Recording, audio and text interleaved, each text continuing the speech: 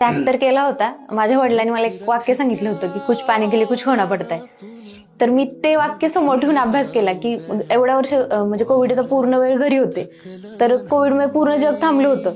पण माझं असं होतं की माझा अभ्यास 1 मिनिट पण थांबला नव्हता, कारण की माझी सुरुवात होती आणि त्यात मला खूप जास्त कव्हर करायचं होतं. तर कोविडमध्ये मी जवळपास एक वर्षभर तरी कुठल्याही म्हणजे कुठलंच फंक्शन तर त्यावेळी जास्त नव्हतेच, पण जरी नंतर एक कोविडची पहिली लाट गेली त्यावेळेस थोडे मध्ये मध्ये सुरू झाले, तर मी एकही फॅमिली फंक्शन कधी अटेंड केलं नाही किंवा मला कधी करू पण वाटलं नाही. त्यावेळेस मला पप्पा म्हणायचे की आता नाही ना गेलीस तर आपण पोस्ट निघाल्यावर तुझ्यासाठी कुठलं तरी फंक्शन करू आणि त्यावेळेस तुला सगळे भेटायला येतील असं व्हायचं. मग ठीक आहे, मग म्हणजे मला पण कुठली अशी खूप इच्छा नसायची. आजकाल मुलांचं असं असतं की एका जरी फंक्शनला नाही गेलं किंवा कोणाची जत्रा कोणाचं लग्न अटेंड नाही केलं तर मुलांना वाटतं की कुठेतरी त्यांच्या मनात चुकचुक होते की नाही आपण हे नाही केलं ते नाही केलं. तर थोड्या दिवस ह्या गोष्टी बाजूला सारून अभ्यासाकडे पूर्णपणे कंटिन्यू फोकस करणं, कारण की हाच फेज